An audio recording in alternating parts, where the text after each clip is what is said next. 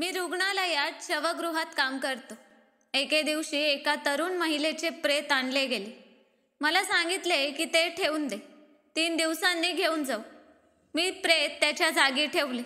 पण साधारण 1 तासानंतर जेव्हा मी परत गेलो तेव्हा पाहिले की त्या प्रेतात हलकीशी हालचाल होत होती आणि तिने आपला हात वर उचललेला होता. हे पाहून माझे भानच हरपले. माझा आत्मा थरथरला आणि एक हृदय पिळवटून टाकणारे रहस्य माझ्या समोर उघड झाले. माझे नाव संजय आहे. मी एक साधासा माणूस आहे, आयुष्याच्या ओझ्याखाली दबलेला. रोज सकाळी उठतो, संध्याकाळपर्यंत मेहनत करतो जेणेकरून घराचा खर्च भागेल. ना संपत्ती ना मोठी स्वप्ने, फक्त इतकेच की घराचे भाडे वेळेवर भरता यावे. पण नशिबाने मला असे काम दिले आहे ज्याचे नाव ऐकूनच लोक घाबरतात. मी रुग्णालयाच्या शवगृहात काम करतो. ती जागा जिथे मेलेली शरीरं ठेवली जातात. इथे रोज अशी प्रेतं येतात ज्यांच्या मागे असंख्य कथा लपलेल्या असतात. कोणी अपघाताचा बळी, कोणी आजाराने हारलेला, कोणी अत्याचाराचा शिकार झालेला. कधी कधी वाटतं की हा शवगृह फक्त शरीरांचाच नव्हे तर माणसांच्या अधुऱ्या कथांचाही कैदखाना बनला आहे. रात्रीचा वेळ माझ्यासाठी नेहमीच सर्वात अवघड असतो. संध्याकाळनंतर जेव्हा रुग्णालयाची गर्दी कमी होऊ लागते, रुग्णांच्या नातेवाईकांची हळूहळू घरी परतायला सुरुवात होते, वार्डांचे दिवे मंद होतात, तेव्हा मी माझ्या छोट्या खोलीत बसून विचार करत राहतो की आज किती जण जिवंत आहेत आणि किती जणांच्या कथा इथे येऊन संपणार. कदाचित उद्या आपणही या फ्रीजरमध्ये येऊन पडू. शवगृहाची इमारत रुग्णालयाच्या मागच्या बाजूला आहे. तिथे एक अरुंद खोली आहे ज्यात लोखंडी मोठमोठे दरवाजासारखे फ्रीजर बसवलेले आहेत. प्रत्येक दरवाजामागे एक मेलेलं शरीर. दरवाजा जड लोखंडी असतो आणि आत शिरताच थंड हवेचा असा झोत येतो की हाडांपर्यंत उतरून जातो. जेव्हा मी पहिल्यांदा इथे आलो होतो तेव्हा थरथरत कापलो होतो. सभोवताली फक्त शांतता, फक्त मशिनांची हळू आवाजाची गडगड. कधी कधी वाटते जणू ही प्रेतं माझ्याकडे टक लावून पाहत असतात, जणू त्यांच्या बंद डोळ्यांमागेही काही कथा दडलेली आहे. पण वेळेनुसार मी सावरलो. एकदा माझ्या मुलाने निरागसपणे विचारले होते की बाबा, तुम्ही काय काम करता? मी विषय बदलला. फक्त रुग्णालयात काम करतो बेटा, रुग्णांच्या मदतीला. मी त्याला काय सांगणार की माझा दिवस मेलेल्या शरीरांमध्ये जातो. माझे काम अवघड नव्हते, पण मन हादरवणारे नक्कीच होते. रुग्णवाहिका येते, प्रेत उतरवले जाते. मी कागदपत्रात नाव, वय आणि मृत्यूचे कारण नोंदवतो. मग प्रेताला क्रमांक देऊन फ्रीजरमध्ये ठेवतो. कधी कधी नातेवाईक मृतदेहाच्या समोर रडत उभे राहतात आणि त्यांचे अश्रू पाहून मनावर ओझं पडतं. बऱ्याचदा लोक पैसे देऊन म्हणतात की दादा, प्रेताची काळजी घ्या, उद्या घेऊन जाऊ. तो दिवसही नेहमीच्या दिवसांसारखाच होता. पण मला कुठे ठाऊक होते की तोच माझ्या आयुष्यातला सर्वात भयावह दिवस ठरणार आहे. दुपारी एक रुग्णवाहिका आली ज्यात एका तरुण महिलेचे प्रेत होते. वय कदाचित 25-26 वर्षांचे. सुंदर चेहरा, जणू झोपेत कोणीतरी तिला उठवण्यापूर्वीच थांबवले असावे. लावारिस विभागातून आलेले 3 माणसं, कदाचित तिचे भाऊ किंवा नातेवाईक, कठोर आवाजात म्हणाले की 3 दिवस ठेवा, नंतर आम्ही घेऊन जाऊ. मी रजिस्टरमध्ये तपशील लिहून त्यांची सही घेतली. ते जाताना त्यांच्या चेहऱ्यावर एक विचित्र प्रकारची समाधानाची भावना होती, जणू एखाद्या ओझ्यापासून मुक्त झाले असावेत. एका क्षणासाठी शंका आली, पण माझे काम प्रश्न विचारणे नव्हते, फक्त प्रेत सांभाळणे होते. मी प्रेत ट्रॉलीवर ठेवले, फ्रीजरच्या दरवाजात ढकलले आणि दरवाजा बंद करताना तिचा चेहरा माझ्या डोळ्यांसमोर होता. वाटले जणू ती मलाच पाहत आहे. रात्र झाली आणि रुग्णालय सुनसान होऊ लागले. मी माझ्या खोलीत बसून चहा घेत होतो. तेव्हाच एका अनोळख्या अस्वस्थतेने आणि भीतीने मला घेरले, जणू कोणी मला हाक मारत आहे. मी डोके हलवले, पण मन म्हणाले की जा आणि पहा, काहीतरी बरोबर नाही. मी उठलो आणि शवगृहाकडे गेलो. दरवाजा उघडताच थंड हवेच्या झोताने माझे शरीर विदीर्ण झाले. मी सरळ त्या दरवाजाकडे गेलो ज्यात ती महिला ठेवली होती आणि जसे दराज उघडला माझे पाय जमिनीत खेळले. त्या महिलेचा हात वर उचललेला होता. माझा श्वास थांबला. मी डोळे चोळले, पुन्हा पाहिले. होय, खरंच तिचा हात तिच्या छातीवरून वर होता. जणू शेवटच्या प्रयत्नात हवेला पकडण्याचा प्रयत्न करत असावी. माझे हृदय जोरजोराने धडधडू लागले आणि हात थरथरू लागले. मी घाईने दराज बंद केला आणि मागे सरकलो. हे काय चालले आहे? मी स्वप्नात तर नाही ना? खोली बाहेर पडताच माझे पाय लटपटू लागले आणि मी स्वतःशीच पुटपटू लागलो की नाही, हे शक्य नाही. मेलेले प्रेत हालचाल करत नाही. पण मी माझ्या डोळ्यांनी पाहिले आहे. मी स्वतःला समजवण्याचा प्रयत्न केला, पण मन तयार नव्हते. शेवटी मी माझ्या खोलीत परत आलो आणि अंथरुणावर पडलो. डोळे बंद केले तर तोच प्रसंग समोर आला. वारंवार तिचा हात हवेत उचललेला आणि अचानक मला एक स्वप्न पडले. ती महिला जिवंत होऊन माझ्या समोर उभी होती. तिच्या डोळ्यात अश्रू होते आणि ती मला हाक मारत होती, मला वाचवा, मला जिवंत पुरले जाऊ देऊ नका. मी घाबरून खाडकन उठलो. संपूर्ण शरीर घामाने भिजले होते आणि मन सांगत होते की ही काही साधी घटना नाही. मी ठरवले की सकाळी पुन्हा त्या प्रेताला पाहीन. जर पुन्हा काही हालचाल दिसली तर नक्कीच काही रहस्य आहे. त्या रात्रीचा प्रसंग माझ्या डोळ्यात खोल कोरला गेला होता. खोलीच्या भिंती थंड होत्या, पण कपाळावर घामाच्या थेंबा धावत होत्या. जणू हृदय पिंजऱ्यातून बाहेर पडण्यासाठी धडपडत होते. मी स्वतःला कितीतरी वेळा समजावले की हे भ्रम आहे, थकवा आहे, सभोवतालचे वातावरण आहे. मेलेले जिवंत होत नाहीत. पण मनाच्या एखाद्या कोपऱ्यात एक हट्टी आवाज सतत म्हणत होता की ती तिथे मेलेली नाही, काहीतरी आहे जे तुला पाहावे लागेल. सकाळी सूर्याची किरणे खिडकीतून आत येत होती, पण माझे मन अजूनही अंधारात भटकत होते. झोप अधुरी होती, डोळे जड होते, पण मनाने निर्णय घेतला होता की मला पुन्हा शवगृहात जावेच लागेल. चहाचा कप समोर होता, पण ओठांपर्यंत गेलाच नाही आणि प्रत्येक क्षणी तोच प्रसंग आठवत होता. तो हात वर उचललेला. खरंच मी पाहिले होते की डोळ्यांचा भ्रम होता. शेवटी मी धैर्य गोळा करून टॉर्च, रजिस्टर आणि हातमोजे घेतले. पावले जड होती, पण मन म्हणत होते की आज नाही पाहिले तर हे रहस्य कायमचे रहस्यच राहील. शवगृहाचा दरवाजा उघडताच पुन्हा ती थंड हवा शरीर विदीर्ण करू लागली. आत पाऊल टाकताच सुनसान वातावरणाने घेरले. मशिनांच्या आवाजाशिवाय दुसरा कसलाही आवाज नव्हता आणि मी हळूहळू त्या दरवाजाकडे गेलो ज्यात ती महिला ठेवली होती. हृदय जोरात धडधडत होते. एका क्षणाला परत फिरायचे मन झाले, पण पावले थांबली नाहीत. मी दरवाजा हँडल पकडला. हात घामाने निसरत होता. श्वास रोखून हळूहळू दराज उघडला. प्रेत तिथेच होते, डोळे बंद, चेहरा शांततेने भरलेला, पण चेहऱ्यावर एक विचित्र कष्टी भावना होती, जणू झोपेच्या खोल दरीत हरवलेली असावी. मी नीट पाहिले. काल रात्री जो हात वर उचललेला होता तो आता आपल्या जागी होता. कदाचित खरंच माझा भ्रम होता. पण जसे मी मागे वळणार तसे अचानक तिच्या छातीत हलकीशी हालचाल झाली. जणू कोणीतरी आतून श्वास घेतला असावा. माझ्या पायात त्राण उरले नाही. मी तिथेच उभा राहिलो. हे देवा, हे काय आहे? मेलेलेही श्वास घेऊ शकतात का? फार वेळ मी हललोही नाही. मग मनाने सांगितलं की जर खरंच जिवंत असेल तर आता तपासण्याची वेळ आहे. मी थरथरत्या हातांनी टॉर्च तिच्या छातीवर टाकली. हलकीशी उचल बैठकीसारखी हालचाल दिसली. मी कान लावून ऐकले. हवेत मशिनांच्या आवाजांमध्ये मला वाटले जणू अतिशय हळू श्वास चालू आहे.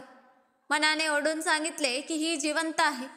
एका क्षणाला विचार आला की लगेच धावत जाऊन एखाद्या डॉक्टरला बोलवावे, पण दुसऱ्या क्षणी मेंदूने थांबवले.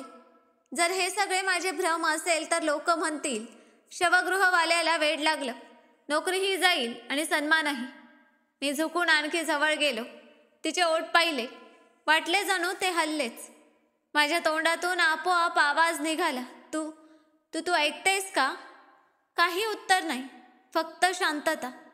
मी थरथरत्या हातांनी तिची नाडी तपासण्याचा प्रयत्न केला. हात मोज्यांवरून हलकीशी गुदगुदी जाणवली. जणू अतिशय हळू नाडी चालू आहे आणि माझे हृदय उडी मारून गळ्यापर्यंत आले. ही मेलेल्या माणसाची धडधड असू शकत नाही. त्या रात्री जेव्हा मी परत खोलीत आलो तेव्हा डोळे बंद होताच तीच महिला स्वप्नात समोर आली. यावेळी ती फक्त हात हलवत नव्हती, तर पूर्ण ताकदीने ओढत होती, मला वाचवा, ते मला मारून टाकतील, मला इथे एकटी सोडू नका. मी किंचाळून जागा झालो. हृदय वेगाने धडधडत होते आणि श्वास अनियंत्रित झाले होते. आता मला पूर्ण खात्री पटली होती की हे सगळे माझे भ्रम नव्हते. ती महिला जिवंत होती. सकाळ होताच मी ठरवले की आता मी गप्प बसणार नाही. कोणी मानो अथवा न मानो, मला कोणाला तरी सांगायलाच हवे. पण एक भीतीही होती. काल ज्या माणसाने ते प्रेत सोडले होते त्यांच्या चेहऱ्यावर एक विचित्र प्रकारचे समाधान होते. कदाचित ते खरे गुन्हेगार असतील आणि जर ही बातमी त्यांच्यापर्यंत पोचली तर माझे प्राण धोक्यात येतील. आरशात स्वतःला पाहिले तर डोळ्यांखाली काळे वर्तुळे आणि चेहरा पिवळा पडलेला दिसला. तरी मनात कुठेतरी एक हिंमत जागी झाली होती. मी गप्प बसू शकत नव्हतो. जर मी गप्प राहिलो तर एक निष्पाप जीव मुर्द्यांच्या मध्ये जिवंत पुरला जाईल. तो दिवस माझ्या आयुष्यातला सर्वात लांब लचक दिवस ठरला. सकाळपासून संध्याकाळपर्यंत प्रत्येक क्षण मनावर ओझं बनून बसला होता. मी ठरवले होते की पुढच्या रात्री मी त्या महिलेची नक्की तपासणी करेन. पण दिवसाचा प्रत्येक तास मला जणू शतकासारखा भारी वाटत होता. रुग्णालयाच्या कॅन्टीनमध्ये बसलो होतो. समोर चहाचा कप वाफा सोडत होता. पण मन ना चहावर लागत होते ना कोणाशी बोलावेसे वाटत होते. कॅन्टीनमध्ये लोक हसत खिदळत होते. डॉक्टर, नर्स आपापल्या कामात गुंतले होते आणि मला वाटत होते की जग माझ्यापासून खूप दूर गेले आहे. काश मी तो हात पाहिला नसता. काश मी त्या श्वासांचा आवाज ऐकला नसता. काश हे सगळे भ्रम असते. पण आता मागे फिरण्याची वेळ उरली नव्हती. मनाने निर्णय घेतला होता, सत्यापर्यंत पोहोचायचेच. मी कामात गुंतण्याचा प्रयत्न केला. दुसरे एक प्रेत मी फ्रीजरमध्ये ठेवले. पण जेव्हा जेव्हा एखादे प्रेत पाहिले तेव्हा माझ्या डोळ्यांसमोर तीच महिला येत राहिली. मला वाटत राहिले की बाकी सगळे खरंच मेलेले आहेत, पण ती तर श्वास घेत होती. तिची ती शांतता माझ्या कानात एखाद्या किंचाळीसारखी घुमत होती. संध्याकाळ झाली, अंधार पसरू लागला. जशी रुग्णालयाची गर्दी कमी झाली तसे माझ्या हृदयाची धडधड वाढली. आता तो क्षण जवळ आला होता जेव्हा मला निर्णय घ्यायचा होता. रात्री अंदाजे 11 वाजले होते. रुग्णालय अर्ध्या अंधारात बुडालेले होते. कॉरिडॉरमध्ये कधी कधी एखाद्या नर्सच्या पावलांची चाहूल लागायची. मी खिशातून चावी काढली आणि शवगृहाचा दरवाजा उघडला. दरवाजा उघडताच थंड हवेचा एक झोत माझ्या चेहऱ्यावर आदळला. हातात टॉर्च होती, पण तिचा प्रकाश फार कमकुवत वाटत होता. जणू अंधार त्याच्यापेक्षा कितीतरी बलवान असावा. मी हळूहळू त्या दरवाजाकडे गेलो जिथे ती महिला ठेवली होती. हृदय जोर जोरात धडधडत होते, तरी पावले एखाद्या अनोळखी शक्तीने बांधलेली वाटत होती. हिम्मत गोळा करून मी दराजाचा हँडल पकडला आणि हळूच ओढला. दराज बाहेर आला आणि त्यावर तीच तरुण महिला शांतपणे झोपलेली होती. यावेळी मी पूर्ण धैर्य गोळा करून टॉर्चचा प्रकाश थेट तिच्या चेहऱ्यावर टाकला. आणि होय, हा माझा भ्रम नव्हता. तिच्या पापण्या हलक्या कापत होत्या. माझे डोळे विस्फारले गेले. ही जिवंत आहे, ही जिवंत आहे.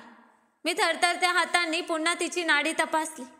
अतिशय हलकी पण स्पष्ट धडधड जाणवली. माझ्या ओठातून अनियंत्रितपणे आवाज बाहेर पडला. बाई, बाई, तुम्ही ऐकतायत का? जर ऐकत असाल तर काही इशारा द्या. सुरुवातीला फक्त शांतता, मग तिच्या ओठांवर हलकीशी हालचाल झाली. जणू ती काही बोलू इच्छित होती, पण शब्द गळ्यात अडकले होते. माझा आत्मा थरथरला. मी तिच्या चेहऱ्याजवळ झुकून हळूच बोललो की मी तुमची मदत करेन, पण मला सत्य जाणून घ्यायचे आहे. तुम्ही कोण आहात? तुमच्यासोबत काय झाले? ती बोलू शकली नाही, पण तिच्या डोळ्याच्या कडाने एक अश्रू बाहेर पडला आणि गालावरून वाहत गेला. तो अश्रू माझ्या हृदयावर विजेसारखा कोसळला. ही जिवंत आहे आणि मदत मागत आहे. मी काही करणार इतक्यात अचानक शवगृहाच्या दरवाजावर पावलांची चाहूल लागली. माझे हृदय थबकले. मी घाईने दराजात ढकलले आणि दिवा विझवला. दरवाजा उघडला आणि एक वॉर्ड बॉय आत आला. त्याने विचारले, सगळे ठीक आहे ना? मी थरथरत्या आवाजात म्हणालो की हो, सगळे ठीक, फक्त दरवाजे नीट बंद आहेत की नाही ते पाहत होतो. तो म्हणाला की ठीक आहे, पण इथे जास्त वेळ थांबू नको, मेंदूवर परिणाम होतो. हे बोलून तो बाहेर पडला, पण त्याचे शब्द माझ्या मनात घर करून गेले. त्या रात्री मी शवगृहाच्या एका कोपऱ्यात बसून राहिलो. मनात हजार प्रश्न उफाळून येत होते. ही महिला जिवंत कशी आहे? डॉक्टरांनी मृत्यूचे प्रमाणपत्र कसे काढले? तिचे नातेवाईक 3 दिवसांनी प्रेत का घेऊन जाणार होते? हे सगळे मुद्दाम केलेले आहे का? माझ्या डोळ्यांसमोर तिचे अश्रू आणि तिची जून 20ची रिपोर्ट वारंवार फिरत होती. मला माहीत होते की जर मी गप्प राहिलो तर ही मुलगी काही दिवसात खरंच जिवंत पुरली जाईल. सकाळ होताच मी डॉक्टर विहानशी बोलण्याचे ठरवले. ते रुग्णालयातले सर्वात जुने जाणते डॉक्टर होते आणि मला नेहमी आदर देत असत. दुपारी संधी सापडताच मी त्यांना म्हणालो की डॉक्टर साहेब, मला तुमच्याशी एक गोष्ट करायची आहे, पण वचन द्या की माझ्यावर हसणार नाहीत. त्यांनी हसत विचारले की अरे भाऊ, एवढे गंभीर का झालात? सांगा, काय झाले? मी धैर्य गोळा करून म्हणालो की काल रात्री मी एका प्रेतात हालचाल पाहिली. तिचे श्वासही चालू होते. डॉक्टर विहान सुरुवातीला हसले, मग अचानक त्यांचा चेहरा गंभीर झाला. कोणते प्रेत? त्यांनी विचारले. मी म्हणालो की रजनी, 26 वर्षांची, हृदयविकाराने मृत्यू असं लिहिलं आहे. हे ऐकून त्यांच्या चेहऱ्याचा रंग उडाला. हळूच म्हणाले की ही गोष्ट तुम्ही दुसऱ्या कोणालाच सांगायला नको होती. हे प्रकरण फार नाजूक आहे. मी घाबरलो. म्हणजे तुम्हाला याबद्दल माहीत आहे? मी विचारले. डॉक्टर विहानांनी खोल श्वास घेतला आणि म्हणाले की फक्त एवढेच समजून घ्या की काही मृत्यू निसर्ग देत नाही, माणूस देतो. आणि काही सत्य समोर आले तर फार मोठी अडचण उभी राहू शकते. माझ्या पायाखालची जमीनच सरकली. म्हणजे हे खरंच एक षडयंत्र आहे. त्या रात्री मी आणखी घाबरलो. आता मला पूर्ण खात्री पटली होती की हे प्रकरण साधे नाही. एकीकडे ती महिला जिवंत होती आणि मला मदतीसाठी हाक मारत होती. दुसरीकडे डॉक्टर विहानांचे शब्द एखाद्या मोठ्या षडयंत्राकडे बोट दाखवत होते. मी माझ्या खोलीत येऊन बराच वेळ विचार करत राहिलो आणि शेवटी मनाने सांगितले की काहीही झाले तरी मला हे रहस्य उलगडायचेच आहे. पण मला हे माहीत नव्हते की हे सत्य जाणण्याच्या किमतीत माझा स्वतःचा जीवही जाऊ शकतो. शवगृहाच्या दरवाजावर उभा राहून मी स्वतःशी झगडत होतो. मी हळूच दरवाजा उघडला. थंड हवेचा एक तीव्र झोत माझ्या चेहऱ्यावर आदळला. आत पाऊल टाकताच बर्फासारखी थंडी पुन्हा मला आपल्या कवेत घेत गेली. फ्रिजरांच्या मधल्या रांगेतून चालताना माझे हृदय जोरजोरात धडधडत होते. रजनीच्या दराजापर्यंत पोचण्यात काही क्षण लागले, पण जसे पोहोचलो माझे डोळे विस्फारल्या गेले. दराज रिकामा होता. माझ्या पायाखालची जमीनच सरकली. मी वारंवार डोळे चोळले. होय, मी नीट दराज उघडला होता, पण आत ती नव्हती. माझे हृदय थरथरू लागले. हे काय प्रकार आहे? मी पुटपुटलो. मी घाईने बाकी सगळे दराज तपासायला लागलो, पण ती कुठेच नव्हती. प्रत्येक प्रेत आपल्या जागी होते, फक्त रजनीचे नव्हते. माझ्या शरीरावर थंड घामाची थर जमली. तेवढ्यात मागून हलकीशी चाहूल लागली. मी वळलो तर दूर कोपऱ्यात जिथे जुने सामानाचा ढिगारा होता तिथे एक अस्पष्ट सावली हसताना दिसली. माझी बोटं आपोआप थरथर कापायला लागली. मी कापत्या आवाजात विचारले, कोण आहे? सावलीतून एक मध्यम आवाज उमटला, मी इथेच आहे. माझा श्वासच थांबला. हा रजनीचा आवाज होता का? मी हळूहळू पुढे गेलो. कोपऱ्यात एका जुन्या खुर्चीजवळ ती जमिनीवर बसलेली होती. तिचे पांढरे कफनासारखे कपडे फाटलेले होते. ओठ निळे पडले होते, तरी डोळ्यात अजूनही जिवंतपणा चमकत होता. तुम्ही जिवंत कशा राहिलात? मी विचारले. तिने विस्फारलेल्या नजरेने माझ्याकडे पाहिले. मी तिच्या शेजारी बसलो.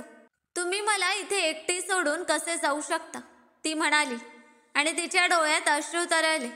ती बोलू लागली की मला मरायचे नव्हते, पण त्यांनी मला जिवंतच मेलेली ठरवले. काय अर्थ?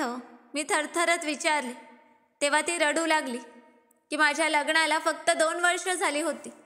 माझा नवरा एक मोठा व्यापारी आहे. त्याने काही बेकायदेशीर व्यवहार केले होते आणि त्याचे रहस्य फक्त मलाच माहीत होते. मी त्याला थांबवण्याचा प्रयत्न केला तेव्हा मी त्याच्यासाठी अडचण बनले. त्याने मला विष दिले. डॉक्टरांना पैसे देऊन मृत्यूचे प्रमाणपत्र काढून घेतले. मी थक्क झालो. म्हणजे तुम्हाला मुद्दाम मेलेले ठरवले? ती म्हणाली, हो, जेणेकरून 3 दिवसांनी माझे अस्तित्व मातीखाली पुरले जाईल आणि तो मोकळा होईल. माझे मन हादरले. माझ्यासमोर एक जिवंत महिला बसली होती, जिला समाज आणि कुटुंबाने मिळून मृत्यूच्या स्वाधीन केले होते. मी हिम्मत करून तिचा हात धरला. रजनी, तुझी ही कहाणी जगाला माहीत व्हायला हवी. तुला न्याय मिळायला हवा. तिने माझ्या डोळ्यात पाहिले की तुम्ही माझी मदत कराल. मी तिच्या डोळ्यात डोळे घालून म्हणालो की मी तुला कधीच एकटी सोडणार नाही. काही शांती गप्प राहिली. मग म्हणाली की पण सावध राहा. माझा नवरा फार ताकदवर आहे. त्याचे लोक सगळीकडे आहेत. मी जिवंत सिद्ध झाले तर त्याची सगळी सत्यता उघडी पडेल. तो मला कधीही संपवून टाकेल. माझ्या कपाळावर घाम साचला. पहिल्यांदा जाणवले की मी कोणत्या आगीत पाय घातला आहे. हे प्रकरण माझ्या नोकरीपेक्षा आणि मान सन्मानापेक्षा खूप पुढचे होते. हे जिवंत मृत्यूचे खेळ होते. मी ठरवले की रजनीला इथे जास्त वेळ ठेवणे धोक्याचे आहे. चल माझ्यासोबत चल, आत्ताच, मी म्हणालो. ती गोंधळली. कुठे घेऊन जाणार? माझ्या घरी. तिथे काही काळ सुरक्षित राहशील. मग पुढचे काय करायचे ते ठरव. रजनीने घाबरलेल्या नजरेने माझ्याकडे पाहिले आणि हळूच मान डोलावली. मी शवगृहाचा दरवाजा हळूच उघडला. बाहेरची हवा तुलनेने उबदार वाटली. आम्ही दोघं दबलेल्या पावलांनी बाहेर पडलो की कोणी पाहू नये. मी तिला स्टाफ गेटमधून बाहेर काढले आणि माझ्या जुन्या मोटरसायकलपर्यंत आणले. ती मागे बसली आणि थरथरत्या हातांनी माझा खांदा पकडला. रस्ता हलक्या धुक्याने भरलेला होता आणि प्रत्येक क्षण असं वाटत होता की कोणी आमचा पाठलाग करत आहे. जणू मृत्यू आमच्या अगदी मागे चालत होता. घरी पोहोचलो तेव्हा मी तिला लगेच माझ्या खोलीत बसवले. आई स्वयंपाकघरात होती.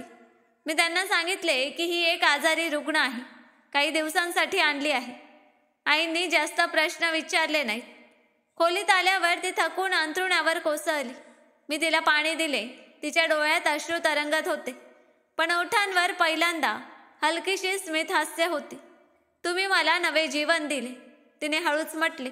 मी मनातल्या मनात विचार केला की कदाचित हीच जीवनाची सर्वात मोठी परीक्षा आहे. आता ही कहाणी फक्त रजनीची राहिली नव्हती, ती माझीही झाली होती. पण मला माहीत नव्हते की बाहेरच्या अंधारात ते लोकही पूर्ण जागे झाले होते, ज्यांना रजनी पुन्हा श्वास घेताना जगात दिसू नये असं वाटत होतं. रात्रीचा घनदाट काळोख पसरला होता, पण माझ्या खोलीत हलकासा दिव्याचा प्रकाश होता. रजनी अर्धवट झोपेत अंथरुण्यावर पडली होती. तिचे श्वास भारी होते, पण त्यात आता जीवनाची लय स्पष्ट जाणवत होती. मी खुर्चीवर बसून तिला पाहत होतो. मनात विचित्र अस्वस्थता होती. एकीकडे आनंद की मी तिला मृत्यूतून वाचवले, आणि दुसरीकडे भीती की हे रहस्य शेवटपर्यंत लपलेले राहील का. मी पाण्याचा ग्लास उचलला आणि रजनीला पाजायचा प्रयत्न केला. तिने अवघडतेने डोळे उघडले आणि मला पाहू लागली. घाबरू नका, आता तुम्ही सुरक्षित आहात, मी मायेने म्हणालो. ती हळू आवाजात म्हणाली की सुरक्षित नाही. ते लोक मला शोधून काढतील. ते मला जिवंत पाहू शकत नाहीत. मी तिच्या हातावर हात ठेवला आणि म्हणालो की आता फक्त आराम करा. उद्या आपण पुढचे ठरवू. ती थोडी निश्चिंत झाली आणि डोळे बंद करून घेतले. पण माझी झोप कोसो दूर होती. दुसऱ्या बाजूला रात्रीच्या शेवटच्या प्रहरी शवगृहाचा दरवाजा हळूच उघडला. 2 चमकदार गाड्या इमारतीमागे येऊन थांबल्या. रुबाबदार 3 माणसे आत शिरले. त्यांच्यासोबत तोच माणूस होता जो मी कधी कधी रजनीच्या नवऱ्यासोबत पाहिला होता. त्याचे नाव विक्रम. तिचा नवरा त्याला विश्वासू मानत असे. त्यांनी एक एक दराज उघडला, मग रजनीच्या दराजासमोर थांबले. विक्रमने टॉर्चचा प्रकाश आत टाकला आणि धक्क्याने मागे सरकला. प्रेत कुठे गेले, त्याने कठोर आवाजात विचारले. साथीदार एकमेकांकडे पाहू लागले. कदाचित स्टाफने चुकून दुसरीकडे हलवले असेल. विक्रमचा चेहरा रागाने ताठरला. हे प्रेत चुकून गायब होऊ शकत नाही. तुम्हाला माहीत आहे ना, ती जिवंत झाली तर काय होईल.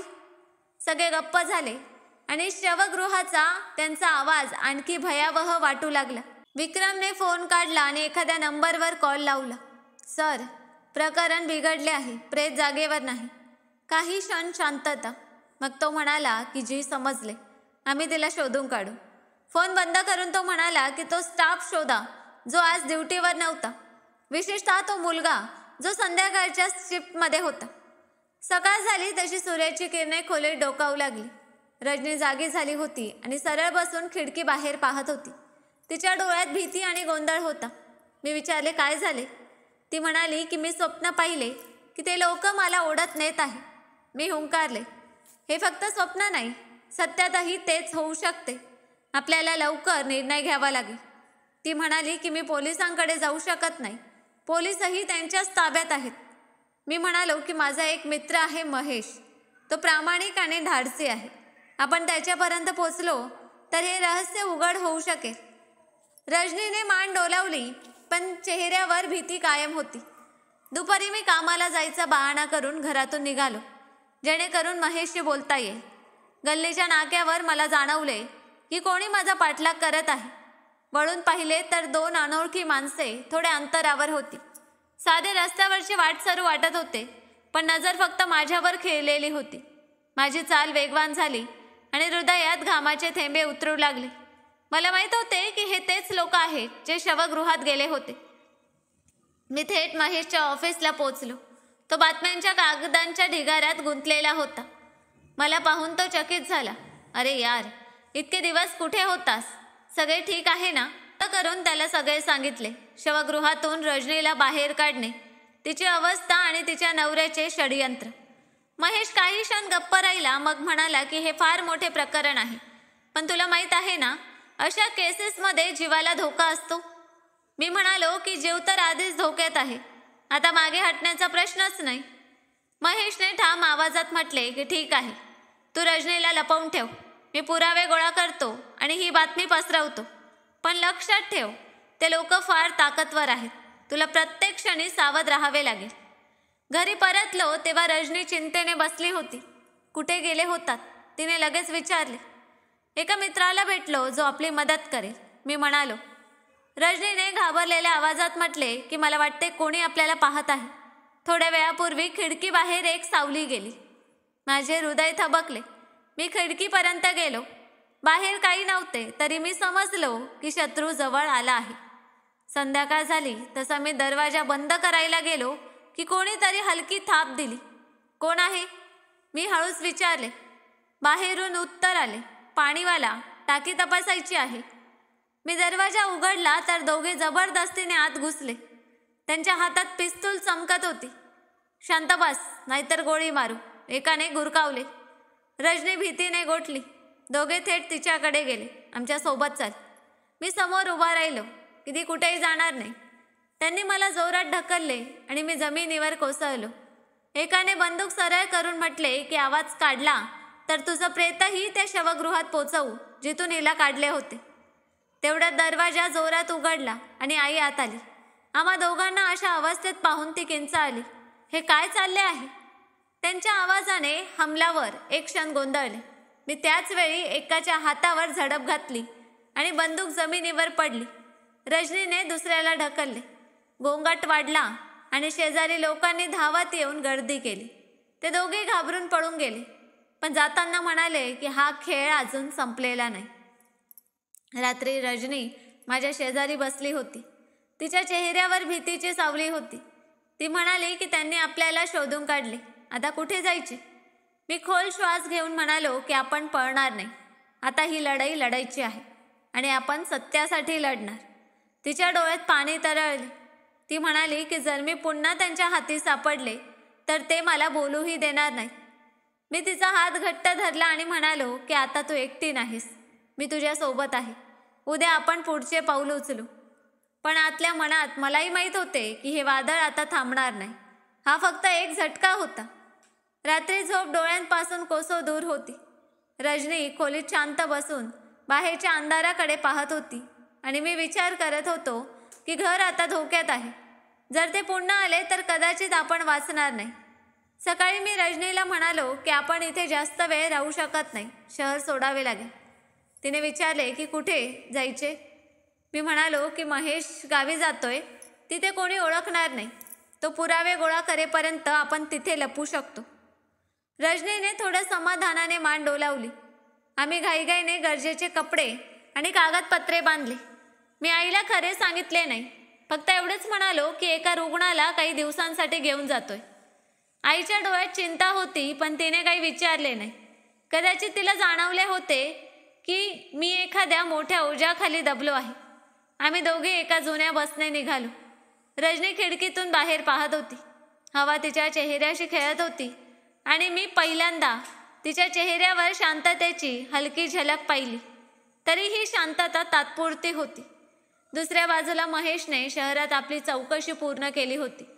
त्याने रजनीला दिलेल्या विषयाचे वैद्यकीय रेकॉर्ड, बनावट मृत्यू प्रमाणपत्र आणि रुग्णालयातील काही कर्मचाऱ्यांची साक्ष गोळा केले होते. हे सगळे पुरावे एका फाईलमध्ये भरून त्याने आपल्या वृत्तपत्राच्या संपादकाला दाखवले. संपादक थक्क होऊन म्हणाला की हे तर बॉम्ब आहे. ही बातमी छापली की शहरातील सर्वात ताकदवर माणूस जमिनीत गाडला जाईल. महेश म्हणाला की फक्त एक दिवस, मग मी ठोस पुरावे समोर आणतो की जग सत्य आपल्या डोळ्यांनी पाहिल. आम्ही गावी पोहोचलो तेव्हा महेशने आधीच एका छोट्या कच्च्या घराची व्यवस्था करून ठेवली होती. तिथले वातावरण शांतता देणारे होते. रजनीने पहिल्यांदा खोल श्वास घेतला. ती म्हणाली की इथे बरे वाटते, जणू सगळे धोके मागे राहिले. मी हलका स्मित हास्य दिले, पण मनात माहीत होते की खरं वादळ अजून यायचं बाकी आहे. 2 दिवस गेले. तिसऱ्या दिवशी संध्याकाळी गावाच्या गल्लीतून अनोळखी मोटरसायकलांचा आवाज आला. खिडकीतून डोकावले तर हृदय थबकले. 4 माणसे बाहेर उभी होती, त्यात विक्रमही होता. मी वेगाने आत आलो आणि म्हणालो की ते पोहोचले. रजनीचा रंग उडाला. आत्ता काय होईल? मी दरवाजा उघडला, पण ते लाथा घुसा घालून तोडू लागले. ओरडण्याचा आवाज ऐकून गावकरी जमले. दरवाजा तुटताच विक्रम आत आला आणि म्हणाला की तुम्ही दोघांनी फार तमाशा केला, आता चालण्याची वेळ आली. मी ठामपणे म्हणालो की ती कुठेही जाणार नाही. विक्रमने हसून टिंगल केली. कोण थांबवणार? अचानक डावीकडून पोलिसांच्या गाड्यांचे सायरन ऐकू आले. विक्रमचे लोक घाबरले. काही पोलीस गाड्या तिथे पोहोचल्या. विक्रम रंगे हात सापडला. महेश जोरात म्हणाला, विक्रम. विक्रम पळण्याचा प्रयत्न करू लागला, पण पोलिसांनी त्याला पकडले आणि हातातून बंदूक काढून घेतली. दुसऱ्या दिवशी वृत्तपत्रात रजनीचा फोटो छापला गेला होता. मोठी हेडलाईन होती, जिवंत प्रेत. त्यासोबत बातमी होती की एका महिलेला तिच्या नवऱ्याने विष देऊन मेलेली ठरवले. संपूर्ण शहरात खळबळ उडाली. रजनीच्या नवऱ्याला पोलिसांनी अटक केली. त्या डॉक्टरांनाही पकडले ज्यांनी बनावट मृत्यू प्रमाणपत्र काढले होते. लोकांच्या जिभेवर फक्त एकच गोष्ट होती, असा क्रूर माणूस की जो आपल्या बायकोला जिवंत पुरायला तयार होता, त्याला फाशी द्यायला हवी. रजनी आता सुरक्षित होती, पण तिच्या मनावरचे जखम इतके खोल होते की कदाचित कधीही भरून निघणार नाही.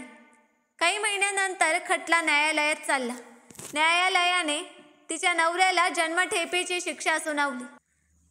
पण या सर्वांमध्ये रजनी तिच्या दुःखांसोबत एकटी राहिली होती.